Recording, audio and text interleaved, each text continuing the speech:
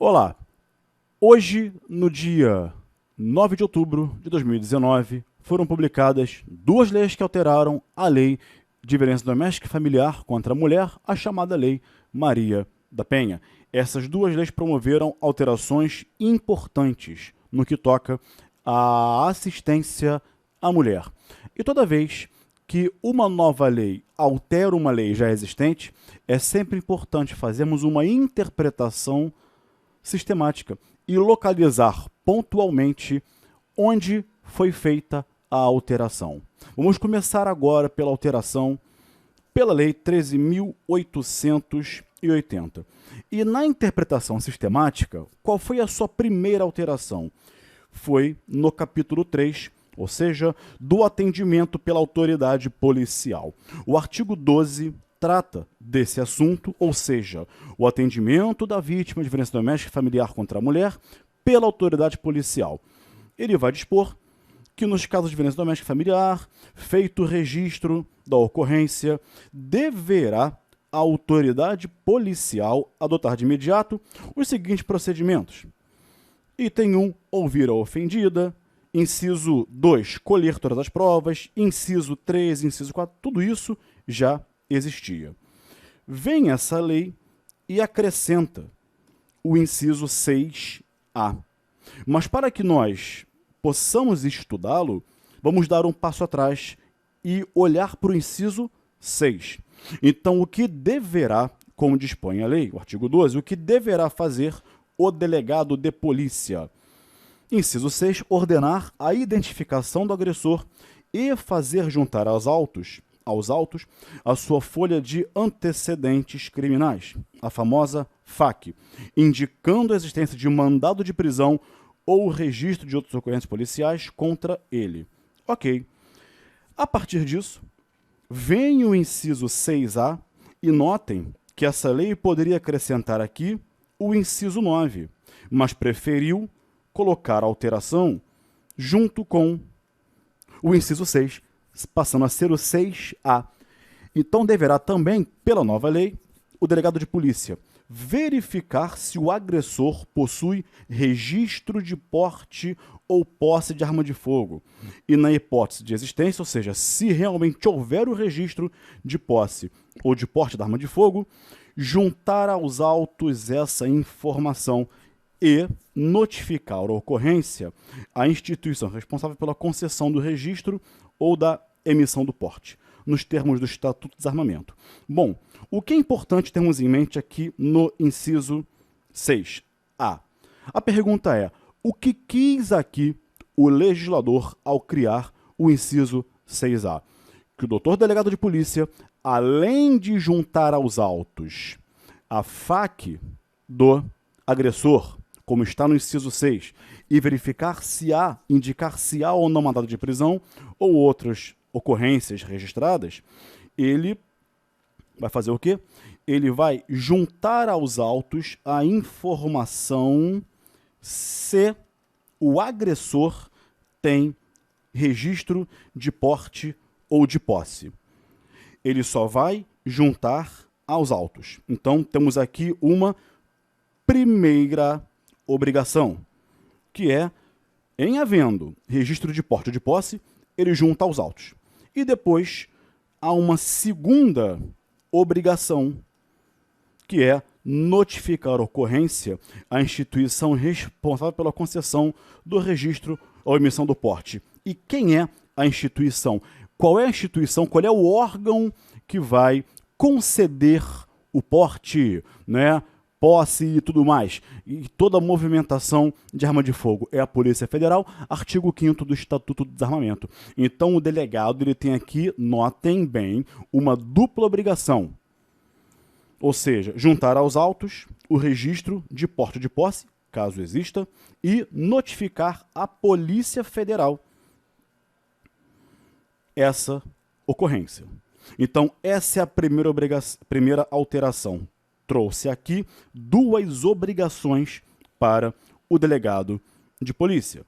E depois, seguindo o que já dizia a lei, o delegado remeterá os autos do inquérito policial ao juiz e ao Ministério Público. Os autos já vão com a informação se o agressor tem ou não tem registro de posse ou de porte.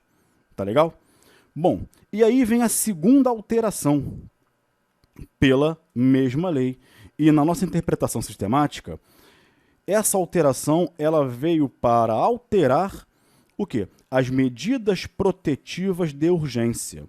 O artigo 18 dispõe: recebido o expediente com o pedido da ofendida, caberá ao juiz no prazo de 48 horas, e aí essa lei acrescentou o inciso 4, determinar a apreensão imediata de arma de fogo sob a posse do agressor.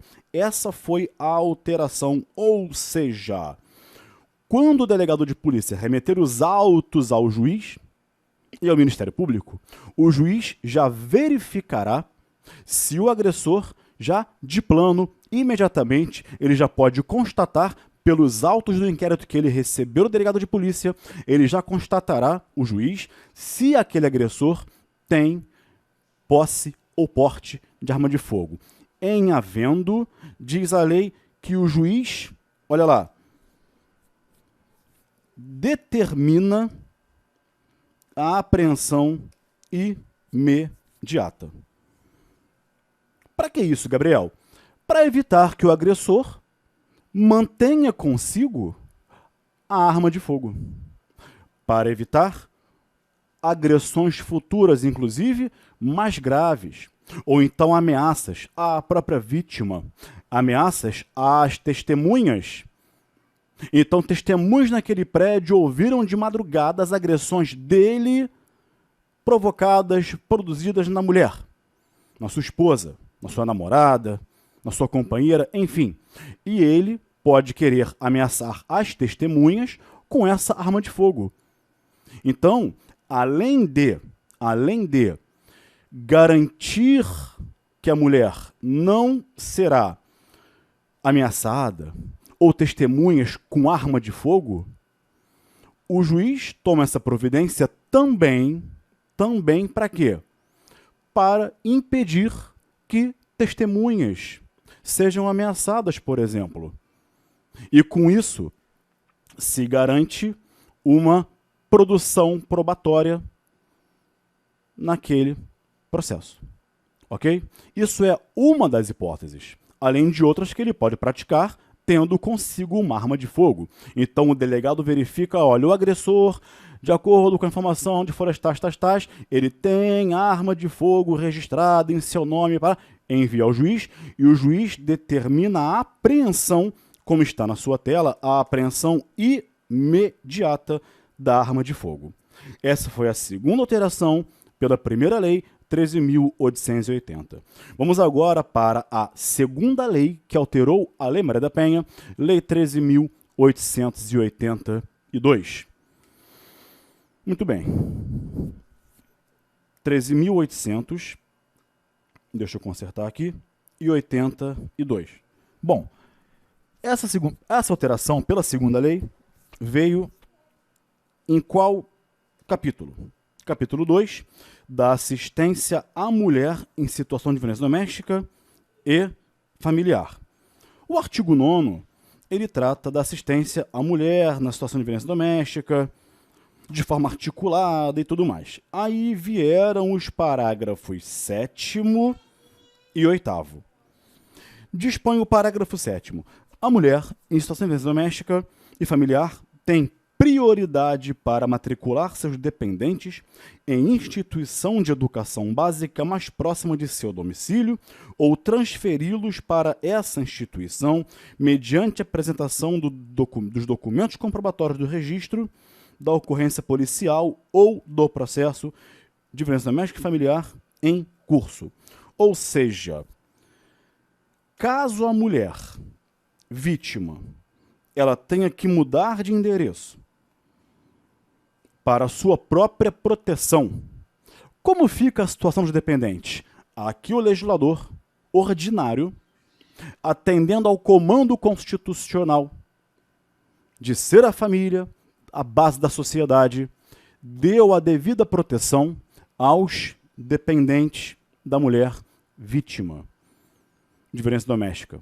Muitas vezes, na prática, a mulher é agredida, mas toda a família sofre as consequências. A mulher tem que se mudar, tem que tirar as crianças da escola e para onde ela vai? A escola mais próxima não tem vaga.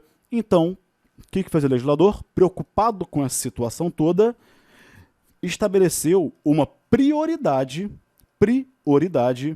de matrícula dos dependentes da vítima na instituição de educação básica mais próxima de seu domicílio ou transferi-los para essa instituição. Gabriel, como é que ela vai provar? Como é que ela vai chegar naquela escola e dizer, olha, eu me mudei para cá, meus filhos têm que se matricular, tive que tirá-los de urgência da escola que eles estavam até ontem. Como assim? Não é chegar lá, bater na porta da escola e falar, olha, quero 2 matrículas aqui, ou 3, 4 matrículas, tenho 4 filhos e tal. Não. Ela tem que comprovar essa situação. Para ter a prioridade, como é que se comprova? Está no próprio parágrafo 7º. Comprova-se pelo documento comprobatório do registro de ocorrência policial ou do processo. Mas, Gabriel, isso não é uma exposição da vítima, das crianças? É uma exposição. É uma exposição. Contudo, foi a forma que o legislador encontrou de dar uma maior proteção à mulher e a toda a família, os dependentes. E não é só isso não, porque o parágrafo 8º, olha que interessante, dispõe que serão sigilosos os dados da ofendida e de seus dependentes matriculados ou transferidos, conforme disposto no parágrafo 4º deste artigo, e o acesso a essas informações é reservado ao juiz, ao Ministério Público e aos órgãos competentes do Poder Público, sobretudo os órgãos ligados ao ensino.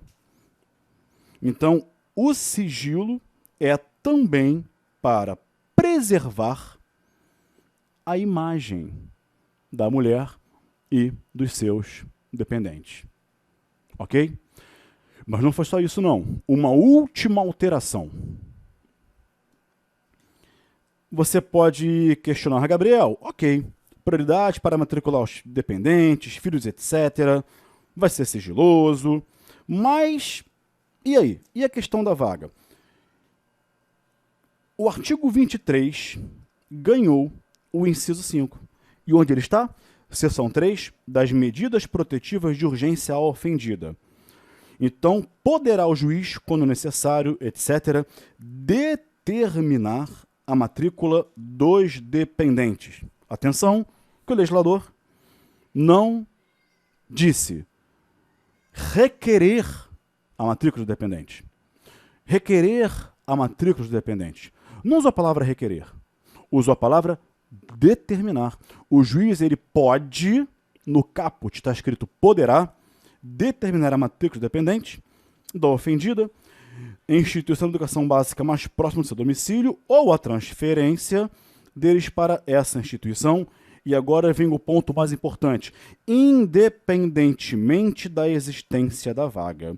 Então aqui o legislador determinou, trouxe a prioridade na matrícula, com o sigilo dos dados da ofendida de seus dependentes, nos parágrafos 7º e 8º, tem prioridade? Tem. Mas se não houver vaga, Gabriel, se não houver vaga, o juiz vai determinar a matrícula, independentemente da existência de vaga. Isso vem como uma medida protetiva de urgência à ofendida. Então, senhores, ficam para vocês essas alterações por essas duas leis, a meu ver, alterações salutares, importantes, e a Lei Maria da Penha, ela vem, de um tempo para cá, sofrendo várias alterações, todas salutares, para que nós, como sociedade organizada, possamos garantir às mulheres em situação de violência doméstica a maior proteção possível, dando a maior abrangência ao âmbito da norma. Um abraço e até o próximo vídeo.